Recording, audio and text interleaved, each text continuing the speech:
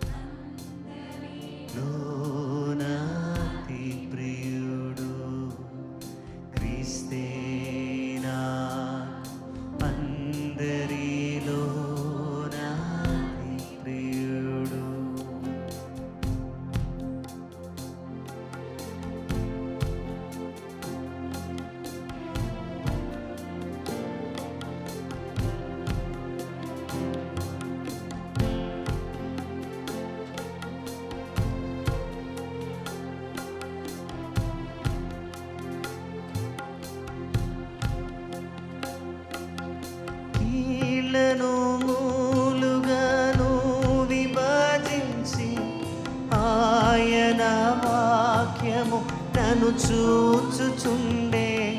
కీళ్లను మూలుగాను విభజించి ఆయన వాక్యము నన్ను చూచుచుండే. ఆయన నుండి వేదాచలేను హృదయాంతరంగము.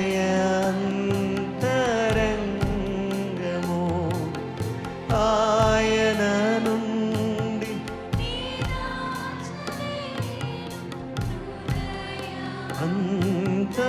అంతరంగము.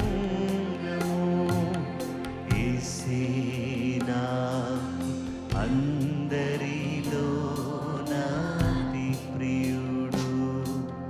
క్రీస్తేనా అందరిలో నాది ప్రియుడు.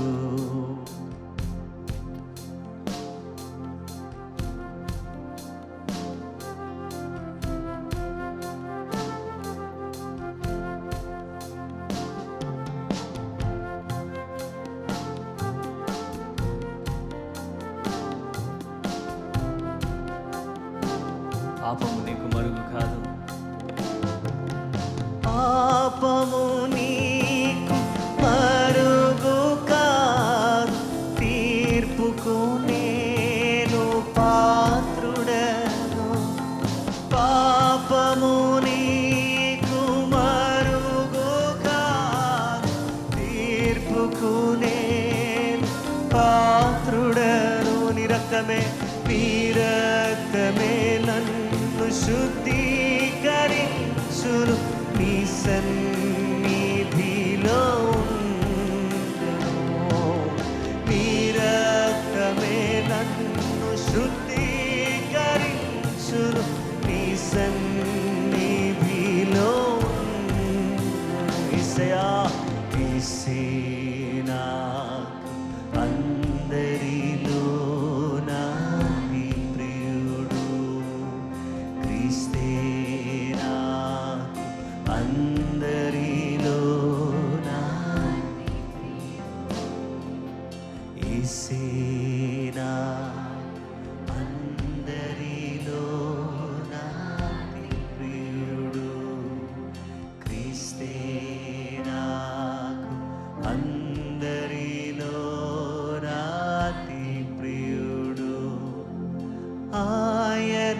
నుండి నే దాచలేను హృదయాంతరంగము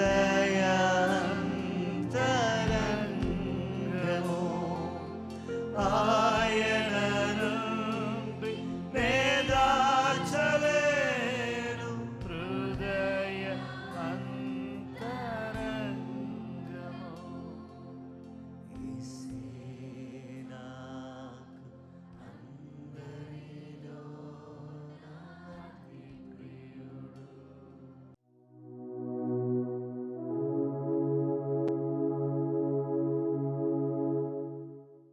నా ప్రియమైన సహోదరి సహోదరులారా, ప్రభువైన యేసుక్రీస్తు నామములో మీకు అందరికీ వందనాలు.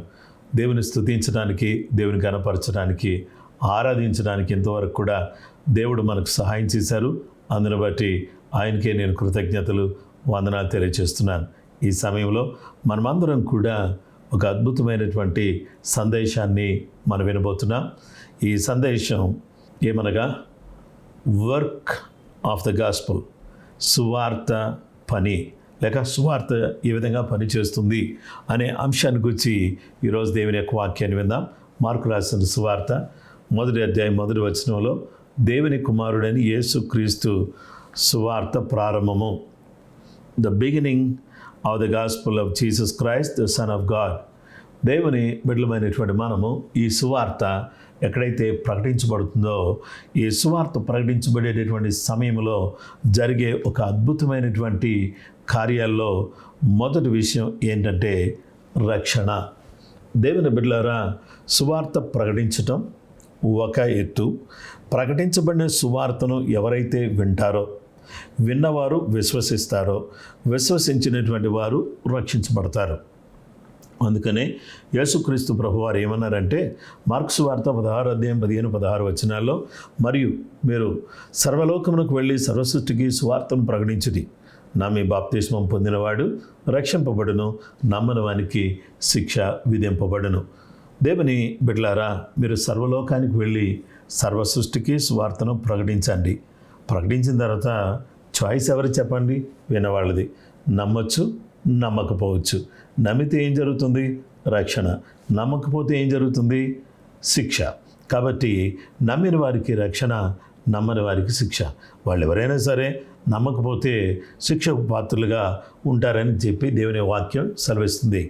కాబట్టి అపొస్తలుల కార్యాల్లో 4వ అధ్యాయం 12వ వచనంలో, మరి ఎవని వలననూ రక్షణ కలుగదు, ఈ నామముననే మనము రక్షణ పొందవలను గాని ఆకాశము క్రింద మనుషులలో ఇయ్యబడిన మరి ఏ నామమున రక్షణ పొందలేము అనెను. అంటే ఎవని వలన రక్షణ కలుగదు? ఈ నామముననే, యేసు నామములోనే, నజరేయుడని యేసు క్రీస్తు నామములోనే మనము రక్షణ పొందాలి. కానీ మరి ఏ ఇతర నామాల్లో ఏమి లేదంటే రక్షణ లేదు. ఒకే ఒక నామం, యేసు నామం. ఈ యేసు నామం అన్ని నామముల కంటే పైనామం. ఈ యేసు నామం ఉన్నతమైన నామం, శ్రేష్టమైన నామం, అద్భుతమైన నామం, ఆశ్చర్యకరమైనటువంటి నామం. ఈ నామాన్ని మనము నమ్మితే, ఈ నామములు విశ్వసించి ఆ నామముల బాప్తిస్మం పొందితే మనము దేవుని సొత్తుగా మారిపోతాం, దేవుని బిడ్డలుగా మారిపోతాం. మన పేరు జీవగ్రంథమందు వ్రాయబడుతుంది. మనము ఆయనకు ప్రియమైన, ఆయనకి ఇష్టమైన పిల్లలుగా మార్చబడేటటువంటి అవకాశం కృపగల దేవుడు మనకు దయచేయటానికి ఆయన ఇష్టపడుతున్నాడు. ఈ సువార్త ప్రకటించబడినటువంటి సమయంలో దేవుని బిడ్డలారా, సమరయ పట్టణం అంతా కూడా యేసుక్రీస్తు ప్రభువారిని రక్షకుడిగా అంగీకరించింది. ఈ సువార్త యేసు ప్రభువారు ప్రకటించారు. ఈ సువార్త దేవుని బిడ్డలారా అపోస్తలులు ప్రకటించారు.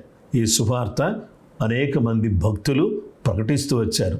కాబట్టి ఈ సువార్త ఎలాంటిది అని అంటే శక్తి కలిగినటువంటి సువార్త. ఈ సువార్తను నమ్మినటువంటి వారు రక్షించబడతారు.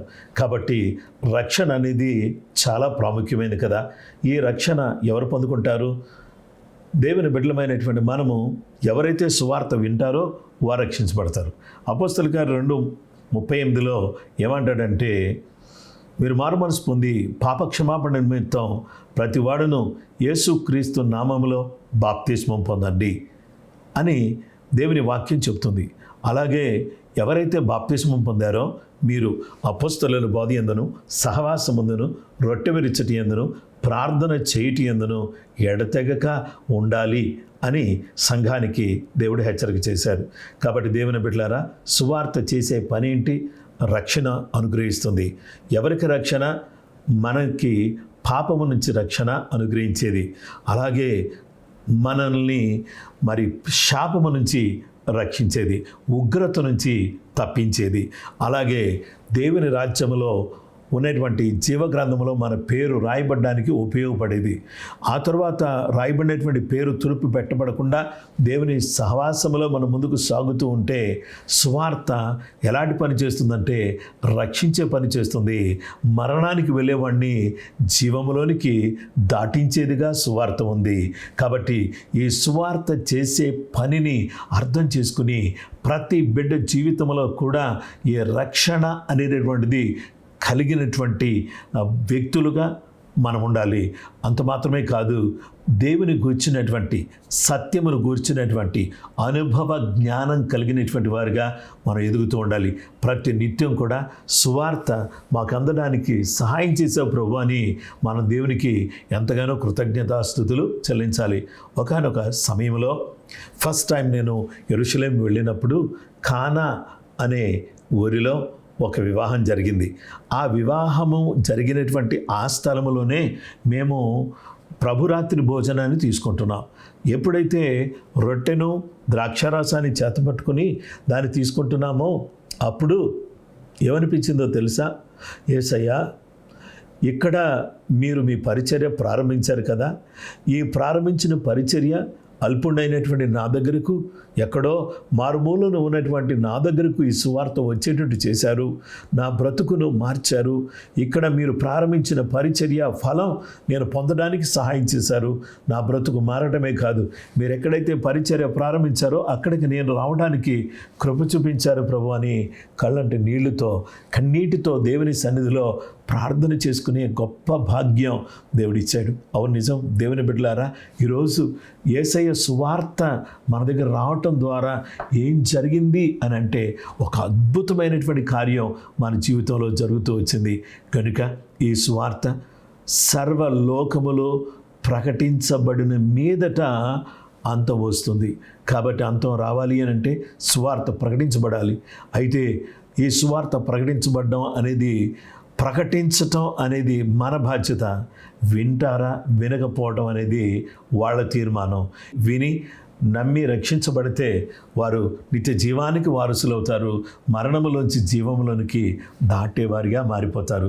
గనుక నా ప్రియమైనటువంటి స్నేహితులారా, ప్రియమైన సహోదరి సహోదరులారా, ఈ వాక్యం వింటున్నటువంటి బిడ్డలారా, మీకు తెలిసిన ప్రతి వారికి కూడా ఈ సువార్త మోసుకెళ్ళాలి. ఆ రోజు పునరుద్ధాన వార్తను మగ్ధలేని మరియు మోసుకుని వెళ్ళింది. సమరయ పట్టణానికి యేసయ్య వార్తను సమరయ స్త్రీ మోసుకుని వెళ్ళింది. అలాగే అనేక ప్రాంతాలకు 3 మిషనరీ ప్రయాణం ద్వారా అపొస్తలుడైన పౌలు సువార్తను మోసుకుని వెళ్ళాడు. బ్రతికునేటువంటి ఈ దినాల్లో రక్షణ పొందిన మనమందరం కూడా ఈ సువార్తను మోసుకుని వెళ్ళి అనేక మందికి దీవెనకరంగా మనం ఉండాలని దేవుడు తన యొక్క వాక్యం ద్వారా మనతో మాట్లాడుతున్నాడు. గనుక సువార్త చేసే పనిని మనం అర్థం చేసుకుని దాని ప్రకారంగా మనం ముందుకు సాగడానికి, ఈ సువార్తను వ్యాప్తి చేయడానికి మనం పూనుకోవాలి.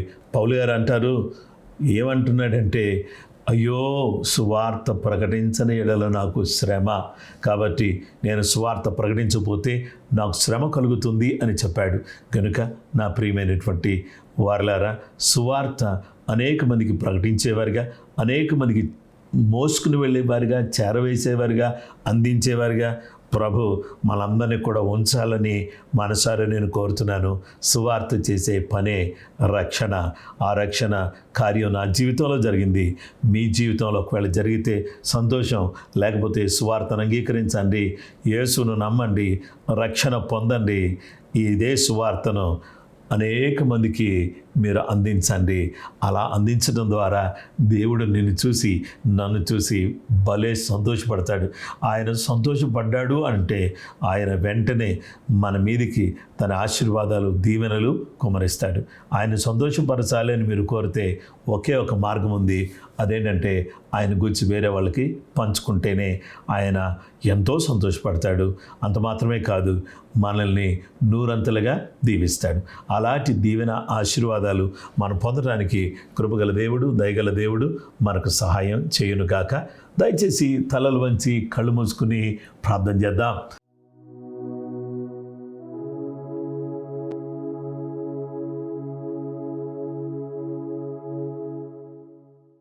మా సృష్టికర్తమైన దేవ, పరిశుద్ధుడ, జీవాధిపతి, నీ పాదాలకు వందనాలు. సువార్త ఏ విధంగా పనిచేస్తుంది అనే దాంట్లో మొదటి విషయాన్ని మేము ధ్యానం చేశాం ప్రభువా. నీ చిత్తాన్ని బట్టి రేపటి దినమందు రెండో విషయాన్ని కూడా ధ్యానం చేయడానికి మీ కృప మాకు దయచేయండి. నీ బిడ్డలను మీ నామంలో జ్ఞాపకం చేసుకోండి.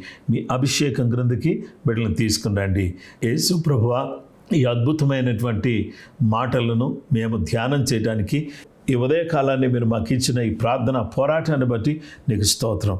ఎంతోమంది నశించిపోతున్నారు, వాళ్ళందరికీ సువార్త చేరినట్లుగా సహాయం చేయండి. అలాగే మా ప్రభువా, నీ ఘనమైన శ్రేష్టమైన ఉన్నతమైన నామను బట్టి స్తోత్రం. నైనా సంఘ దర్శనాన్ని నెరవేర్చండి. సువార్త అనేక మందికి చేరుటకు సహాయం చేయండి. దేవా, విశ్వాసులందరూ కూడా సువార్తను మోసుకెళ్ళేవాళ్ళుగా, అందించేవాళ్ళుగా, చేర వేసేవాళ్ళుగా ఉండడానికి సహాయం చేయండి. అలాగే ప్రభువా, ఈరోజు నిబిడలమైనటువంటి మమ్మలను జ్ఞాపకం చేసుకోండి. దేవా, విశ్వాసులందరినీ కూడా మీ పరిశుద్ధ రక్తంతో ముద్రించండి. నైనా మరి ప్రభువా, సంఘాలన్నిటికి కూడా నీ క్షేమాన్ని, భద్రతను చేకూర్చండి. సేవకులను దీవించండి. విశ్వాసులందరి కుటుంబాల్లో నీ ప్రత్యేకమైన కృప చూపించండి. ఎవరు ఎగ్జామ్స్ రాస్తున్నా, ఎవరు జీవితంలో ఏ విధమైనటువంటి అవసరాలున్నా, ఒకవేళ వాళ్ళు నైనా ఇల్లు కట్టుకుంటున్నా, పిల్లలు పెళ్లి చేయాలని ఆలోచన చేస్తున్నా, వారికి సహాయం చేయండి. సంబంధాలు కుదరడానికి సహాయం చేయండి. ఆత్మీయమైనటువంటి జీవితాలు నీ బిడ్డలకు అనుగ్రహించమని ప్రార్థన చేస్తున్నాం. నజరేయుడా, నమ్మదగిన దేవా, నీ పరిశుద్ధమైన, శ్రేష్టమైన, ఘనమైన నామమును బట్టి నీ కృతజ్ఞతలు చెల్లిస్తున్నాం. నీ చిత్తానుసారంగా సమస్తాన్ని కూడా జరిగించి మీరే మహిమ, మీరే ఘనత, ప్రభావాలు పొందమని నీ బిడ్డలందరినీ కూడా మీ నామంలో జ్ఞాపకం చేసుకుని కృప చూపించి బలపరిచి భద్రపరచమని నజరేయుడైన యేసుక్రీస్తు ఘనమైన పరిశుద్ధ నామంలో ప్రార్థన చేసి వేడుకొంచున్నాము పరలోకపు తండ్రి. ఆమేన్. క్రీస్తునందు ప్రియమైనటువంటి వారలారా, ప్రభు కృప ఈరోజు మీకు, మీ కుటుంబాలకు తోడుగా ఉండునుగాక. ప్రభు మిమ్మలను సమృద్ధిగా దీవించునుగాక. Praise the lord.